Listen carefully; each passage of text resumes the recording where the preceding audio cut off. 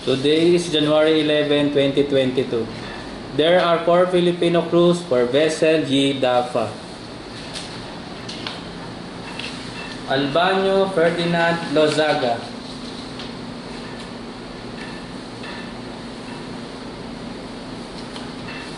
Aguilar L.J. June Rocaport.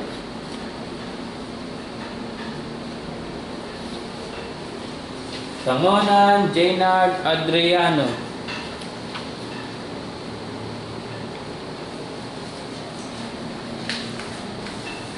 Pinyon Carlito Presa.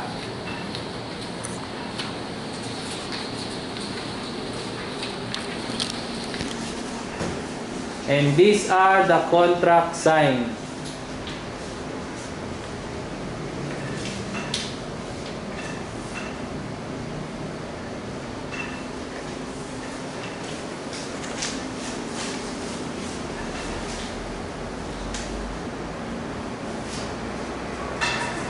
Maligayang pagdating sa bawat isa at sa inyong pagiging bahagi ng industriyang pangingisda sa Tanda. Sakop ng trabaho ng mga barkong mangingisda at 3 malaking karagatan. Madaming pagkahamon sa trabaho pangingisda upang matiyak ang inyong kaligtasan at kabutihan sa trabaho. Alamin ang ating mga karapatan. Kapag pa siya mga trabaho bilang mangingisda, magpipirma kayo ng kontrata sa trabaho sa iyong amo sa Canada at pipirma kayo ng kontrata ng servisyo sa tamang bansa. Kasama rito ang alam ng kontrata, ano ba kung gagawin, sahod, insurance, gastos sa transportasyon, oras ng pahinga, labor protection, sakit at aksidente, servisyo ng turno, utang, panangulitan, paglabas sa kontrata, pagpunta sa problema at iba pa. Sumusunod ang pagwanan sa bawat isa. Una, panahon ng kontrata. Kapag ito ang pipirma, tingnan mabuti ang kontrata. Dapat malinaw na nakasulat ang taon, buwan, at pesa. Kapag lumampas dito ang panahon ng operasyon ng barko, automatic na pakakabain ang panahon ng kontrata hanggang matapos ang pagtaon ng barko. Kapag tapos ang kontrata, kung pumayag ka at ang amo mo ituloy ang kontrata, kailangan mo niyang ng bagong kontrata ang dalawang panig. Pangalawa, ang trabahong gagawin. Garantiyan ng kontrata ang sakot ng iyong trabaho at kung sa alin barko ka magtatrabaho. Kapag hindi ka pumayag at hindi pa naaayos ang transfer ayon sa patakaran, walang makakapagpilit sa iyong lumipat ng trabaho sa ibang barko. Pangatlo, sahod. Bukod sa pagbigay ng amo ng iyong pagkain sa barko, dapat din ibigay ang sahod sa paraang napagkasunduan ninyo. Maaaring ibigay sa iyo ang halaga ng buong sahod o ipadala ang bahagi ng iyong sahod sa pamilya mo. Sahod at may regular bonus.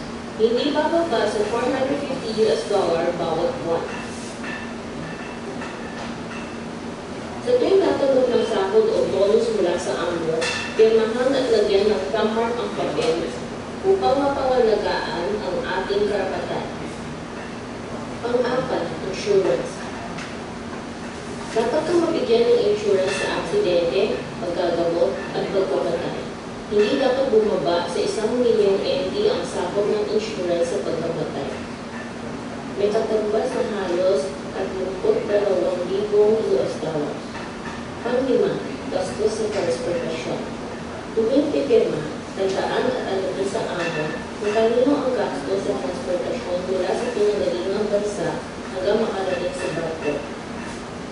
Pagkatapos ang kontrata, amo ang dapat sumagot sa ticket ng pauwi. Ngunit, kapag ikaw ay lumabag sa batas at napauwi ka o napaaga ang pagtapos mo sa kontrata dahil sa sariling dahilan, babayaran mo ang sarili mong ticket pauwi. Pang-anim, oras ng pahinga. Ayon sa patakaran, hindi dapat bumaba sa 10 oras ang pahinga sa isang araw. Ngunit dahil kakaiba ang trabaho ng mangingisda, o dahil sa pangangailangan ng barko, tauhan, o ng isda, at kakayanin ng katawan mo, matapos ang pagkasunduan ng amo o kapitan, maaaring habaan ng oras ng trabaho at palitan ng ang araw ng pahinga. Pang-7, labor protection. Upang mapangalagaan ang iyong kaligtasan sa tobacco, dapat tiyakin ng amo na may sapat at mahusay na kagamitang pangligtas sa barko, tulad ng lifeboat, life vest, salbabida, at iba pa. Sa pagsasatupad ng trabaho, magbibigay ang amo ng mga kagamitang kinakailangan sa trabaho, tulad ng bota, contest, damit ng panglimit, at iba pa. Pangulo, sakit at aksidente. Kapag nasugatan ka o nagkasakit, dapat dalahin ka ng amo at magpagamot, lalo na kung nasugatan o nagkasakit dahil sa trabaho. Dapat bayaran ng amo ang gastos sa paggagamot. Kung sakaling hindi ka mapagaling agad o magpakamatay, ikaw at ang iyong mga pag-aari ay ibibigay sa nakatakdang tao. Amo ang sasagot sa gastos kapag papauwi sa iyo. Makikipag-ugnay ang broker sa pamilya mo. Aayusin ang iyong mga dokumento at babayaran ng insurance. Ngunit kung hindi dahil sa tobacco ang iyong sugat o sakit at hindi ka makakapagtrabaho sa madaling panahon, maaaring walang bayaran ng amo at mapaagang makansela ang iyong kontrata. Pang-9, serbisyo ng broker. Mga serbisyong bigay ng broker. Ayusin ang mga dokumentong kailangan sa trabaho sa barko sa Taiwan. Paghatid sa lugar ng trabaho at pagsundo sa pagtapos ng kontrata. Tulungan kang makiusap sa amo. Dapat din sabihin sa iyo ng broker ang mga patakaran sa trabaho at pagpupunan. Pa-schedule ng medical examen sa ospital, pagsalin at pagsangguni. Dapat mong tandaan ang emergency telepono ng broker agency para masabi agad ang iyong problema. Sa kontratang pinirmahan mo at broker, nakasulat ang halaga ng dapat bayaran sa pagproseso ng papeles, medical exam at iba pa. Hindi dapat maningin ng halagang hindi nakasulat sa kontrata. Pang-10, utang. Kapag kailangan mo mangutang sa amo o sa broker, o kumili ng tulong na bayaran muna nila, dapat isulat sa papel ang taong pinagkakautangan, halaga, at paraan ng pagbayad.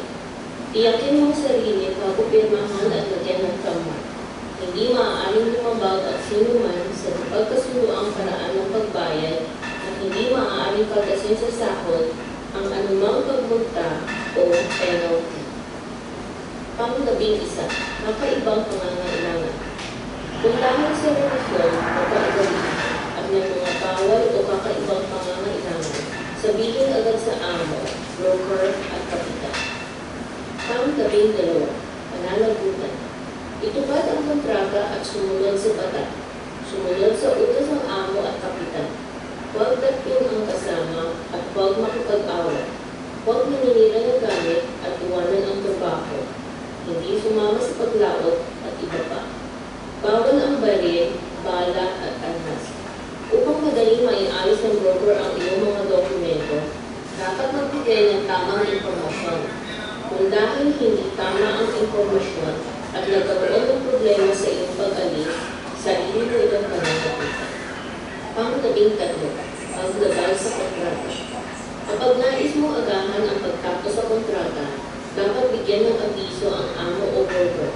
Kapag napaaga ang pagtapos ng kontrata o lumabag sa pananagutan at naglunod ng pinsala sa amo o broker, maliban kung may dahilan kang hindi mo kayang pigilan, kung hindi, dapat mong sagutin ang kompensasyon. Ganoon din, kung pinaaga ng amo o broker ang pagtapos ng kontrata at naglunod ng pinsala sa iyo, kailangan nilang sagutin. Pang-14, kontrata. Dapat magbigay ang amo at broker ng sapat na oras upang basahin mo ang nilalaman ng kontrata. Matapos mong maunawaan ang iyong mga karapatan at pananagutan, magpipirma ng kontrata sa amo sa Taiwan at isang kontrata sa serbisyo ng broker sa Taiwan. Tandaan, dapat may kopya ka nitong mga kontrata. Nais namin magkaroon ka ng ligtas at maayos na trabaho. Kapag nagkaroon ka ng anumang paglabag sa karapatan sa trabaho, hindi pagkakaintindihan, kunin at i-report agad. Kapag nasa Taiwan, tumawag sa 1955. Kapag nasa labas ng Taiwan, tumawag sa +886-2-8073-3141 o magreklamo sa TECO, observer o investigador o maayon sa pagbalik ng barko sa Taiwan, magsabi sa bumibisitang opisyal. Nais ng Fisheries Agency, masayang lumao at payapang umuwi ang bawat isa nating